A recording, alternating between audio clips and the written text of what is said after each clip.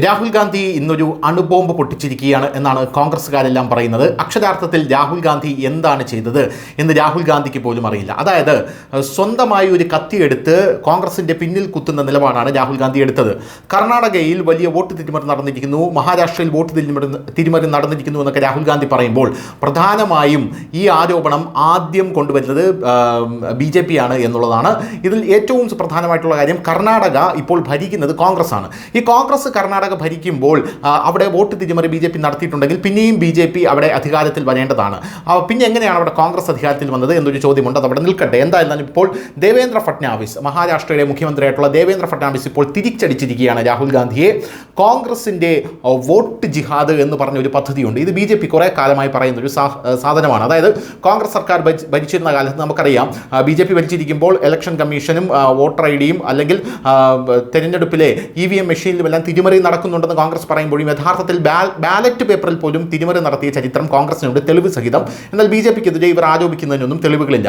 ഇപ്പോഴിത് ആ വോട്ട് ജിഹാദ് രാഹുൽ ഗാന്ധി ആദ്യം പറഞ്ഞിരുന്നു. ഇപ്പോൾ ദേവേന്ദ്ര ഫട്നാവിസ് പറയുന്നത് കോൺഗ്രസിൻ്റെ വോട്ട് ജിഹാദ് രാഹുൽ ഗാന്ധി ആദ്യം തുറന്നു കാട്ടിയിരുന്നു. ഇപ്പോൾ വീണ്ടും അദ്ദേഹം തന്നെയാണ് ഇപ്പോൾ ഇലക്ഷൻ കമ്മീഷന് നേരെയുള്ള ആരോപണങ്ങൾക്ക് നേതൃത്വം നൽകുന്നത്. എന്തായാലും മഹാരാഷ്ട്രയിൽ അങ്ങനെ ഒരു സംഭവം നടന്നിട്ടില്ല എന്നാണ് ഇപ്പോൾ ദേവേന്ദ്ര ഫട്നാവിസ് പറയുന്നത്. രാഹുൽ ഗാന്ധി കള്ളം പറയുകയും കണക്കുകൾ വളച്ചൊടിക്കുകയും ഭരണഘടനാ സ്ഥാപനങ്ങളെ ആക്രമിക്കുകയും ചെയ്യുന്നു. ജനങ്ങൾ അദ്ദേഹത്തെ ഒരു പാഠം പഠിപ്പിക്കുമെന്നാണ് ഇപ്പോൾ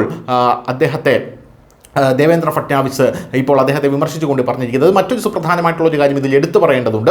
അതായത് രാഹുൽ ഗാന്ധി ഇത്തരത്തിൽ കൊണ്ടുവരുന്ന ആരോപണങ്ങൾക്കൊന്നും തന്നെ കഴമ്പില്ല എന്നുള്ളതാണ്. അതായത് അദ്ദേഹം പറയുന്നത് കോൺഗ്രസ് എന്ന് പറയുന്ന പാർട്ടി എപ്പോഴൊക്കെ പ്രതിരോധത്തിലാകുന്നുണ്ടോ, ഇപ്പോഴിതാ രാഹുൽ ഗാന്ധി സുപ്രീം കോടതി രാഹുൽ ഗാന്ധിയെ താറടിച്ചിരിക്കുകയാണ്. രാഹുൽ ഗാന്ധിക്ക് രാജ്യസ്നേഹമില്ല എന്ന് സുപ്രീം കോടതി പറയുന്നു. മറ്റൊരു പ്രധാനപ്പെട്ട കാര്യം, അരുൺ ജെയ്റ്റ്ലിയുമായി ബന്ധപ്പെട്ട ഒരു വലിയ കള്ളം രാഹുൽ ഗാന്ധിയുടേത് പൊളിഞ്ഞു നിൽക്കുന്നു. അതായത് 2020 കൊണ്ടുവന്ന കാർഷിക ബില്ല് 2019 മരിച്ചുപോയ അരുൺ ജെയ്റ്റ്ലി എന്നോട് ആ കാർഷിക ബില്ല് പിൻവലിക്കാൻ, ആ കാർഷിക ബില്ല് നിങ്ങൾ പ്രതിഷേധിച്ചാൽ തട്ടിക്കളയുമെന്ന് ഭീഷണിപ്പെടുത്തി എന്നൊക്കെയാണ് രാഹുൽ ഗാന്ധി പറഞ്ഞത്. അതും പൊളിഞ്ഞു പോയിരിക്കുന്നു. അതുകൊണ്ട് രാഹുൽ ഗാന്ധി ഇപ്പോൾ ഇലക്ഷൻ കമ്മീഷനെ പരസ്യമായി ഭീഷണിപ്പെടുത്തുകയാണ്.